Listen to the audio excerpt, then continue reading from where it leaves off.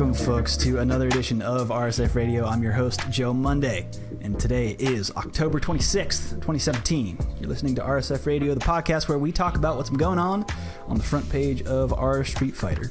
Let's talk about the week. Went to the dentist for the first time in a while. It's been like just about a year. And the lady, it was great. The lady who cleaned my teeth, she was one of the best. She had one of the gentlest touches when it came to putting that metal spike inside my face. Sometimes they'll make your teeth all bleed and stuff like that if they might slip a little bit, But she was fantastic. She did a fantastic job. It was one of the best I've ever had. But when it came to the cleaning out of the mouth, when you got like the sucky thing and the water gun, got Super Soaker in one hand and the thing in the other, she was doing like trick shots. She was like Mike Massey. She was like Tom Cruise from Cocktail, like pouring it from up here. It's like I was in New Orleans and like on Bourbon Street walking down. Dude, you want some of it? I'm like, no. It was like getting water and tooth stuff kind of all over my face, which that was somewhat unpleasant, but I didn't want to like say anything because she had done such a good job on the other side. I didn't want to say, hey lady, your Super Soaker ability you're a little off the mark here, and then her be like, oh yeah, I'm off the mark, well how do you like, and just jab me in the gums or floss extra hard, which would have been unpleasant. But other than that, my teeth are good. We're all set. We're all good. But getting into the news, I'm going to start off things with what we've been talking about the last couple weeks. I just want to bring it up from every week to week, is we're doing a Extra Life stream, a charity stream on November 4th, 24-hour stream. So look forward to that. I'm going to share some extra links somewhere in the comments or wherever you look on, like if you look down below, if you're watching the YouTube archive. We'll share links for you guys. Just set up all the Twitch alerts and everything. I'm all set up to go. I've got a tentative schedule of things I want to stream, things I want to do. But if you're listening and you actually want some coaching, I'm thinking about doing some coaching, might do some giveaways. So we'll have fun with it. We'll have to fill some time during that day, but it'll be all right. We'll see how that goes. I'm very excited for it and hope you guys are too. I hope to make that a good event this year. It was very good last year. I'm hoping that this one's going to be just as good, if not better. Hopefully we can improve. Next thing I want to talk about, an update for the sub, actually. You might notice this if you hop on over to the front page of our Street Fighter, but one of the biggest things that we changed, we had a drop-down menu that showed basically a week look ahead of the things that we were doing on RSF. Also that Capcom had announced there were some certain streams that might show up on that. But now that entire calendar goes down basically a 2-week look ahead. It doesn't even fit on the page. We actually should probably fix that in CSS at some point. But it's 2-week look ahead of all of the events that show up on, if you look at Twitter's FGC Cal, the calendar that guy keeps in his Google calendars, which is a number of events. You can contact him to get your event listed in that calendar. He'll throw it in there, and all of the events, every single one, it doesn't really even matter if it's Street Fighter related, every single event will be listed in that drop-down menu. So if you've got an event, go contact at FGC Cal on Twitter. Let that guy know that you want in, and it'll show up right there on the page. So you can see right now that, live right now, there's 3 different events. Canada Cup going on, Italian Gaming Championship in Copenhagen Thursday Fight Night. It's just all around the world. So this does not even apply to just strictly US stuff. This is all over the place. So again, check FGC Cal on Twitter if you want your event added to that list. And if you're just looking for something to do in the next 2 weeks, maybe you follow a stream, check out that drop-down menu. It's pretty good stuff. Okay, the first tech bit that we want to talk about here, actually get into the fighting games and talk about stuff, not just community organizing, but this post by Automatic I actually think was he expresses something in this video that I've been trying to use my words to express this opinion to people, but it's hard to explain without showing where all the hitboxes are and how fast things are moving, where they retract to. But the title of the video was Understanding with Punishing in Street Fighter V. Go watch this video. I highly recommend it. Go follow Automatic on Twitter if you don't already. Dude posts a number of tech videos and always talking with Javits about stuff. He's a good dude. They also run a podcast, so maybe listen to that podcast as well. But that's another story. It's off topic. But what he explains here is he goes through the numbers, and mathematically, here's a move that should be potentially whiff punishable. You should be able to see it and react to it with a certain button. He does the math on it. He even gives himself a buffer window of how he could and probably should be able to whiff punish it if he's looking for it and he has the right timing. And what he shows is that even when he presses the button in time, where characters' hurt boxes are is that they're retracting too fast. They're disappearing on certain normals. This isn't true of all normals. This is true of certain normals that people can throw out in the neutral, and they could stuff you. They could stop you from walking forward. They could stuff your lights, anything like that. They could stuff your heavy buttons if you're a little too early.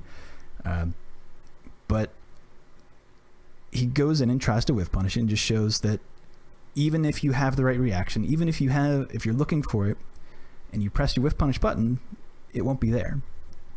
But what he then goes on to explain is that what ends up happening, how you end up coping with that in the neutral of Street Fighter V, is preemptively pressing buttons. And the way that things work out, it makes things feel a little less calculated. It's more of a guess in the neutral, and sometimes it doesn't feel exactly fair. But check out that video. He does a much better job of explaining it. It gives you the whole visual and does the math for you. He does a whole thing. Highly recommend checking out that video and maybe having a discussion about how hitboxes work and how you think hitboxes work and what you think whiff punishing is. A lot of really good conversations in that thread. We'll share that one in the comments. The next one, also a video, but not a tech video. This one's just a cool, I thought this was just a great set between two very strong players, a very high-ranked Balrog and a very high-ranked Menat. And they go at it, and there is, if you like cool Menat things, if you want to see some hot comebacks from Menat, it's actually very very interesting how you see things play out. When you think about Balrog, you think about how it may feel that he gets a lot of damage for putting in very little effort. Hits you with a tap, goes into V-trigger, and that's the round. And that does happen in this set.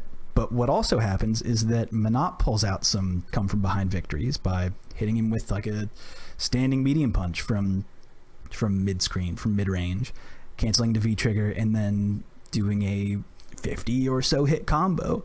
And both comebacks can be very exciting, and the set in its entirety kind of goes that way. So I highly recommend checking that out, especially if you're a Menat main or even if you're a Balrog main, just to see how that matchup works. A lot of really cool defensive stuff from Menat's part, and I recommend checking it out. The next thing, big one from folks over at Street Fighter proper. Go check out CFN. That's game.capcom. Oh, that's actually, I've never actually said it out loud, but that sounds funny. Game.capcom.com. Why didn't they just do cap.com? That was really dumb of them. They could have had a sweet URL, and they totally goofed it. What dinguses.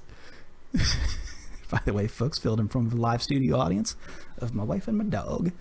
None of them are impressed by my URL joke. Okay. But what it is they set up a character poll. A lot of people have speculations of, this could be they might want to include the next character if you go and vote, but when was the last time Capcom did the thing you actually wanted to do? That's neither here nor there. They're doing it, and this seems like a fun idea, and it's extra fun because of all the characters that they list out here.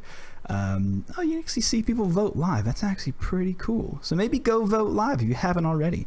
As you can see here, the voting closes on November 5th. Let's actually do a little zoom. Oh, zooming does not work well on this website. Oh God, dear God.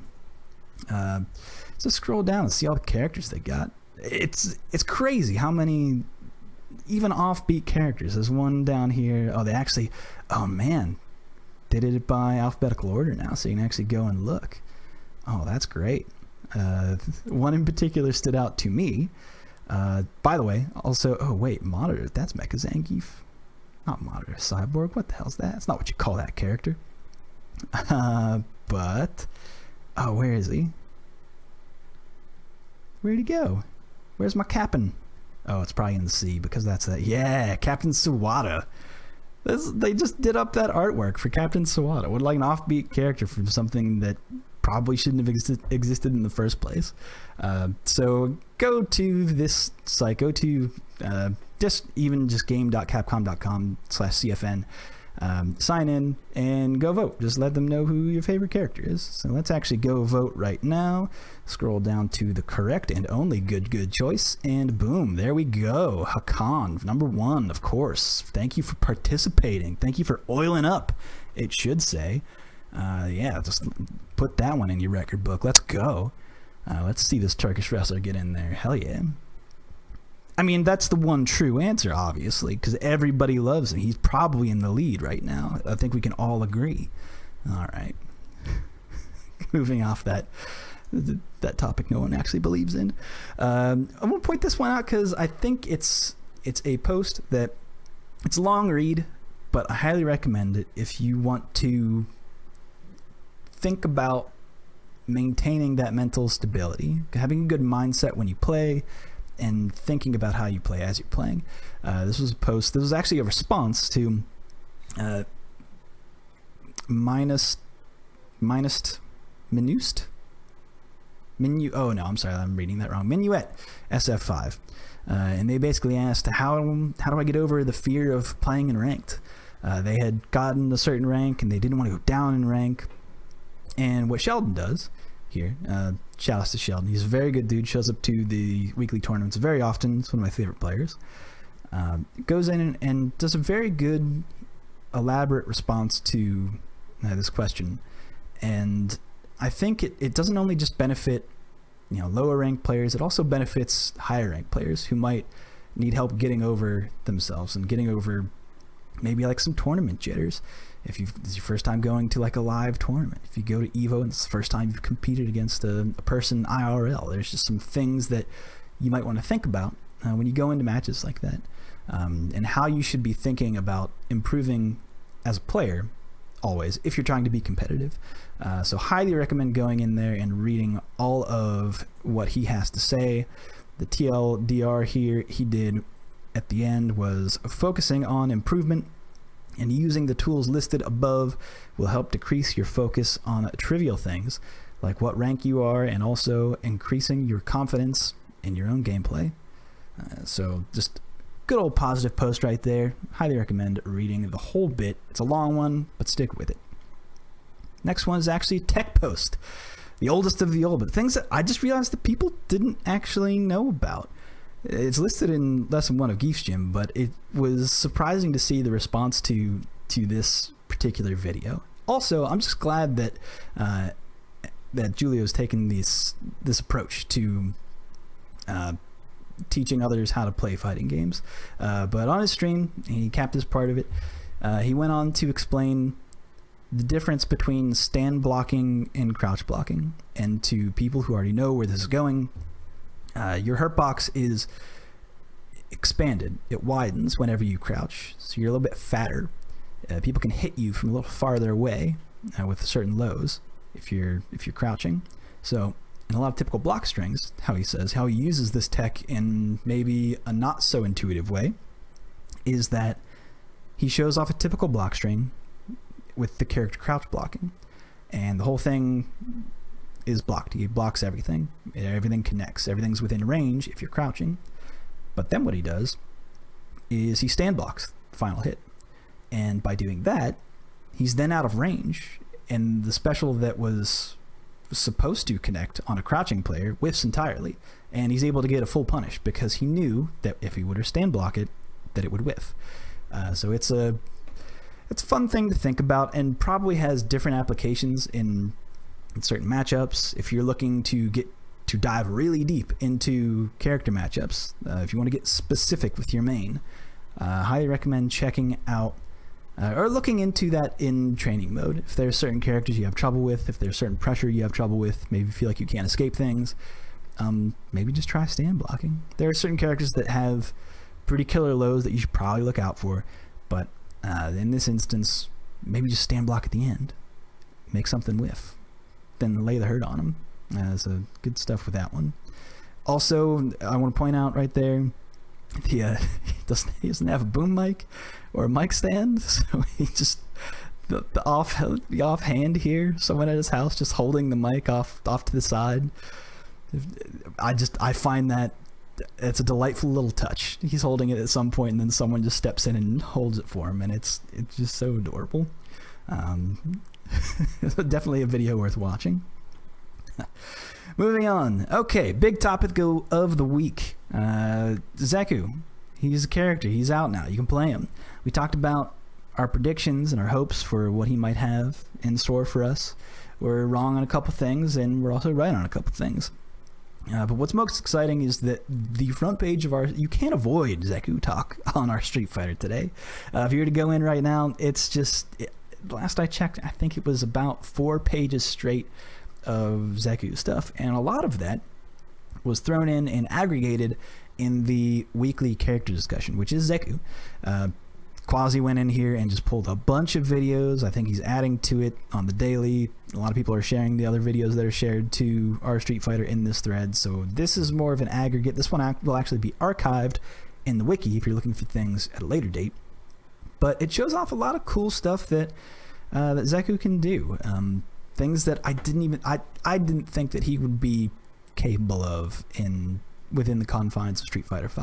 There's some things that he still is. It is yet to be determined whether or not where he'll land on the tier list as a whole. Might be sleeping on him right now. It doesn't seem that he has very solid Oki when he's in young Zeku form.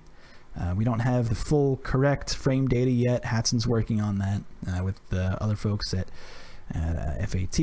And I'm sure Frame Data 5 FDV is working on that as well. I wonder who will get to that one first. I haven't checked the app to see if it's in there, but I don't think he made that announcement on Twitter. Anyway, have both of those apps on your phone, by the way, FAT and FDV. Both very good and useful frame data tools for different reasons. That's beside the point. Zeku's frame data, not fully out there yet, so Oki calculators, not really a thing right now. A lot of people are saying that his Oki in young form, not actually that great. His pressure is not really all that great. He has to spend, if he wants to, let's put it this way, if he wants some Oki, he has to spend a little resources. But what I might be most disappointed in is that he can jump cancel the EX Azanto, but the only thing he gets after it is an air command grab. And it's like, man, you give him the jump cancel, maybe just have him get a juggle in the air. He's got a juggle button when he jumps. His jump medium punch can juggle. Why not just give that to him at that point? Maybe they thought that was too much, but maybe I'm asking for too much. I don't know. He's also kind of weak in terms of low attacks. I say that with the caveat of, yes, he can combo off of lows. He can do crouch light kick, crouch jab, and that'll work into light punch, Horizonto, or light punch palm. I believe that's what he can get out of it. Or something like a meaty crouching hard kick, which is that actually leads to some interesting situations if you do a meaty crouching hard kick, where you slide into them. Still talking about young Zeku, when you talk about it, is he slides into them, but they still remain standing on hit off of the crouching hard kick. It does less damage though. It is actually very similar to how guys crouching hard kick worked in Street Fighter 4 and other things. But interesting that it still causes crush counter, even late frames, so then he gets some interesting combos if you do a meaty slide, which he has setups for, people have found out. But what I really think is interesting here is I didn't think I would like old Zeku as much as I like old Zeku. He's got some pretty boss combos. I really like his gram kicks. A big old meaty gram kick feels real good. You get a light kick, meaty gram, the DP kick. You can actually make that safe on block if it's done meaty. And then also if it hits, he can juggle into another gram kick, those are the kind of cool combos that I like to see in Street Fighter V. I like seeing that beefy hit, you know. But other than that, I tend to like old Zeku right now. I think he's got a little bit more damage, a little bit more options in terms of combos, and he doesn't necessarily need follow-up damage because most of his combos end up with the character all across the screen, which is fine for him because that's really where he wants them. I somewhat like the idea of starting your combos with old Zeku, switching into young Zeku, and then doing a little bit of pressure there, maybe switching back to old Zeku. Hard to say. I haven't really decided where I stand on it right now, but for the time being, I think he's a surprising character. Surprised me in terms of what options he has with combos. Really like that EX Palm does the crumple, which I should look into that after this. If he's got some neat like cross under setups with that, but that is for a minute. But in the meantime, check out the Zeku character discussion. There's a lot of stuff to talk about here and a lot of videos that have been aggregated in this thread, so that will be shared in the comments. And that will lead into this week's user questions. Of course, someone asked about Zeku. They wrote in, this is Nawane56 asks, when should I be switching between forms? I don't mean V-skill switching to gain meter on hit, I suppose, in combos. What skills or advantages does each form have? And we kind of touched on this, but I feel as though old Zeku is what you're really going to want to go with in matchups where it is difficult for your opponent to wipe, because he's got good gram. He has very good preemptive zoning tools. I think that's where he shines. He's very good at keeping characters out. Now, characters that can blow through projectiles and get into things, because his gram kicks are actually considered I like to think of them more as like beam projectiles, longer startup, but immediately traveling full length of the screen. I like that about him. But if you've got things that can avoid projectiles, it causes a big whiff. He's got a lot of recovery on that, especially if you're using the hard kick versions of them. So in characters that can easily get around that, maybe you want to stay in young form. He's got a little bit better walk speed. He's got interesting options. His stand medium punch is a little stubby as a combo start, is like the real party starter. And his crouching medium kick has range, but he can't cancel it unless he's in V trigger. Same with his standing medium kick. And I just feel that, I don't know, maybe his stand hard kick's pretty good. His stand hard kick I actually do like. Young Zeku, now that I think about it.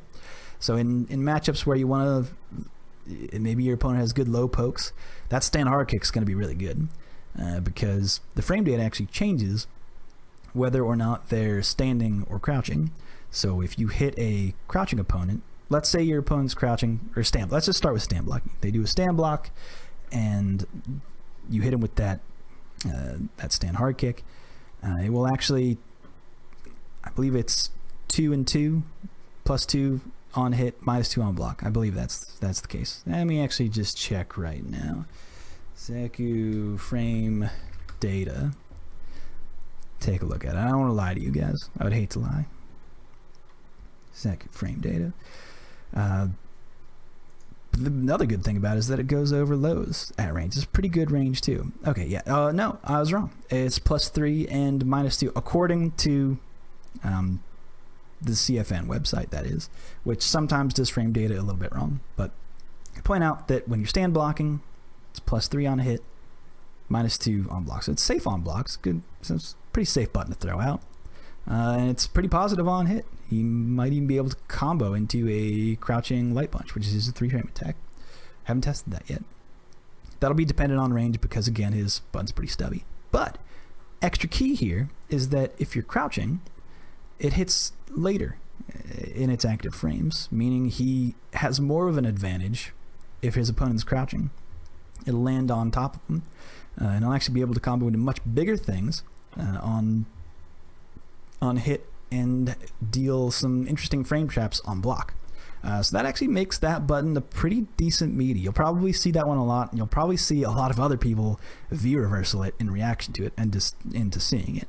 But that's an interesting thing that I think young Zeku has, and will come up in certain matchups. So to answer the original question of which form should I be in, when should I be switching, that is, I believe it's dependent on the matchup. It's fast enough to where a raw switch isn't that crazy. It's a little over 20 frames to switch. That's pretty fast. As long as you're outside of jump in range, I think you're fine. I actually think that old Zeku, here's the other thing. that we didn't talk about yet. I actually think it's interesting because we haven't talked about defense. I think that's important in this conversation. It depends on the matchup. If you're against an opponent who has really good Oki, really good offense, young Zeku doesn't have an invincible reversal. Old Zeku does.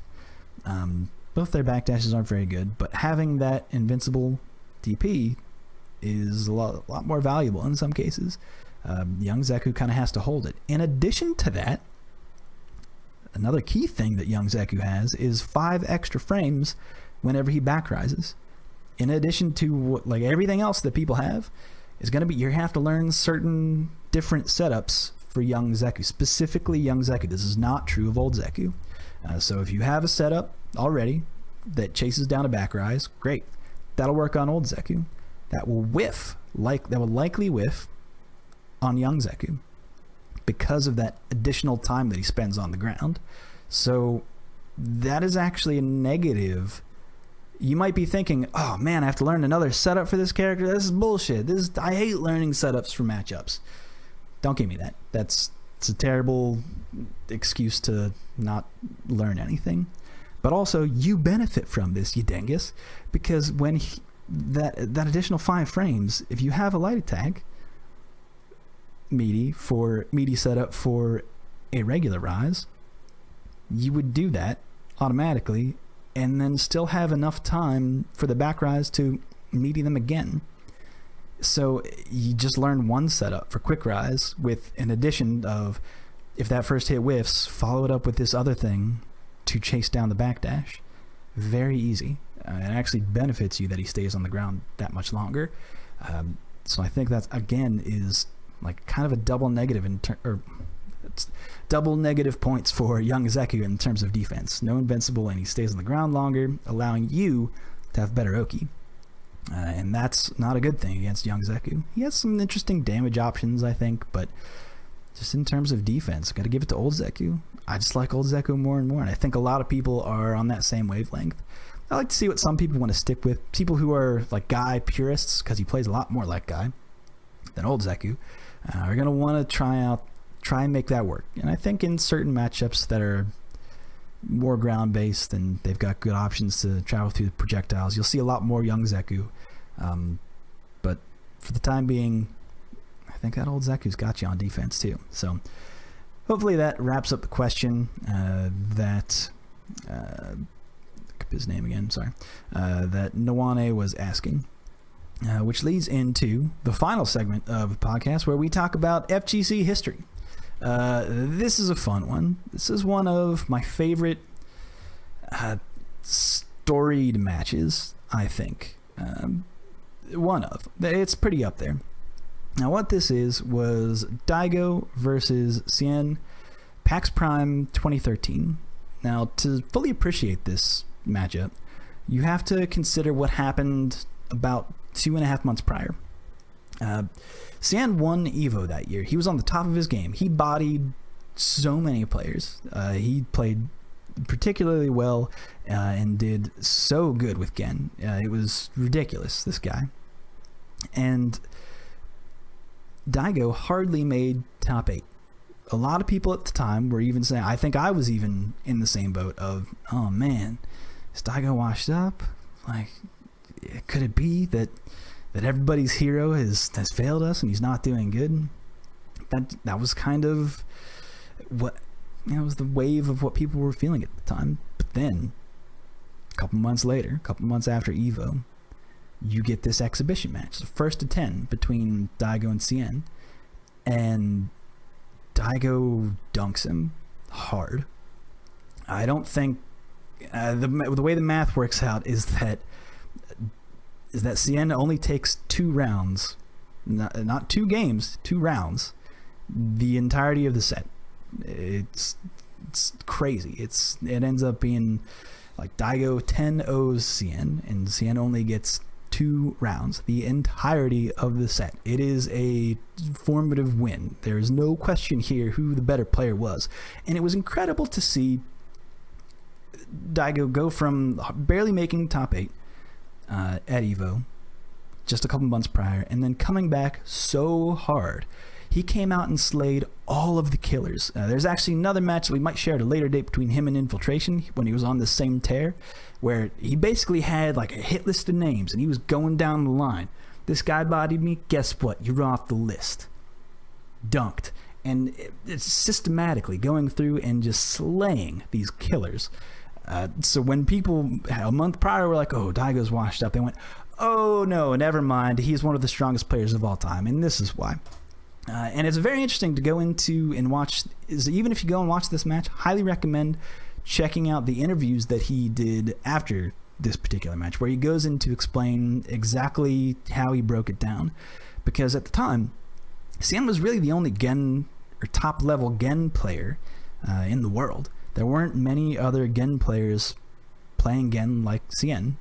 That wife is chuckling at how Dr. Seuss that sounded.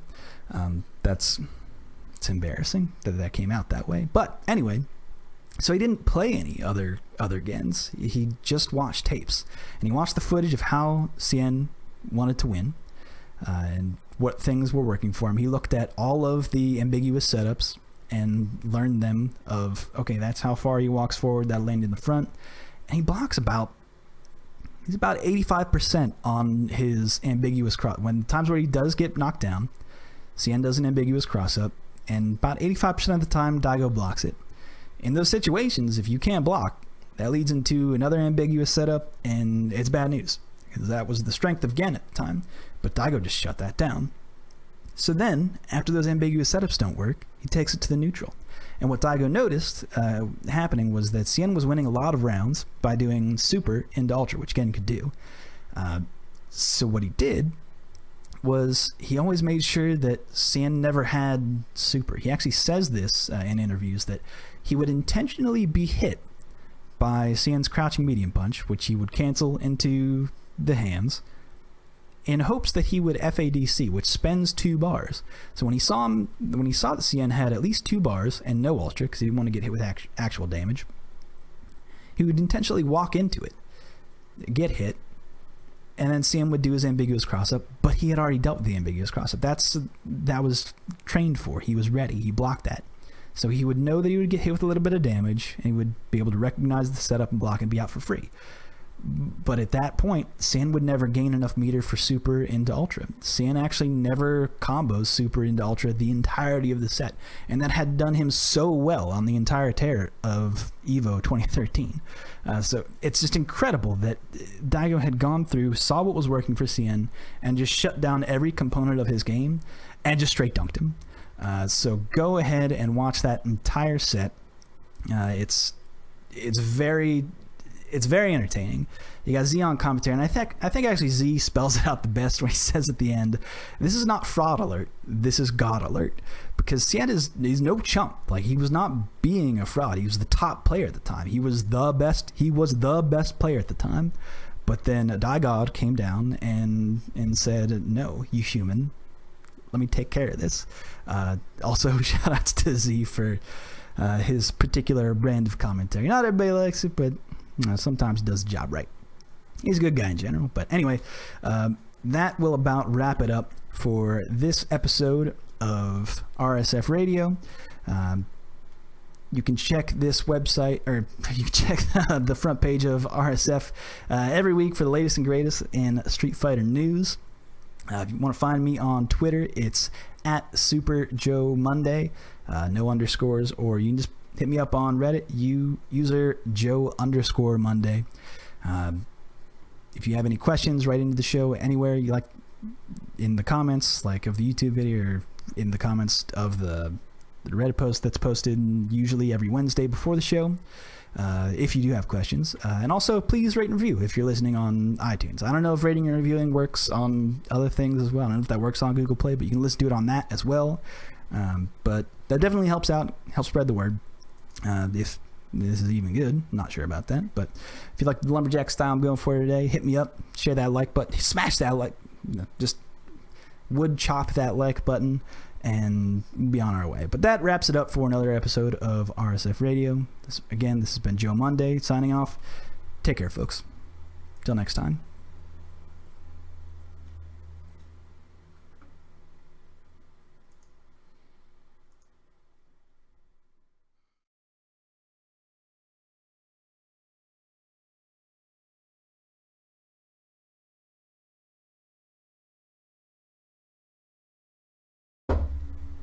all done.